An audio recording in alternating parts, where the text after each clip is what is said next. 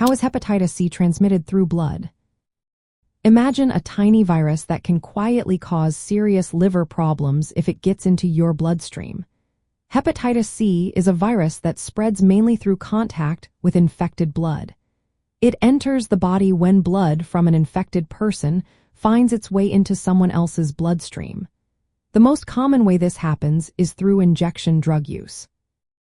When people share needles or syringes contaminated with hepatitis C virus-infected blood, it can easily pass from one person to another.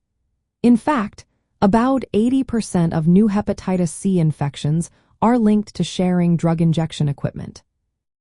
Another significant route is through blood transfusions or organ transplants.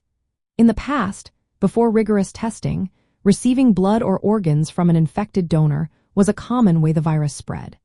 Today, thanks to advanced screening techniques that detect hepatitis C virus in blood supplies, the risk of infection from transfusions is extremely low, about 1 in 2 million in countries with good healthcare systems. Still, in some parts of the world where testing isn't as thorough, this remains a concern. Unsafe medical practices also pose a risk. When healthcare providers reuse needles or fail to sterilize equipment properly, hepatitis C can spread. This is why strict sterilization and single-use supplies are essential in medical settings. Sharing personal items that might have blood on them, like razors or toothbrushes, can also transmit the virus, especially among family members or close contacts. Although less common, this route is still possible if blood is present on these objects. Less frequently, hepatitis C can be passed from mother to baby during childbirth, known as perinatal transmission. While sexual transmission is possible, it is not very efficient.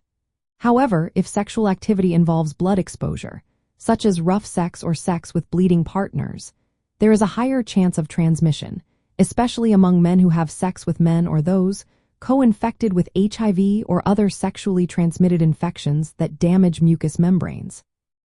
It is important to remember that hepatitis C is not spread through casual contact like hugging, kissing, sharing food or drinks, or breastfeeding.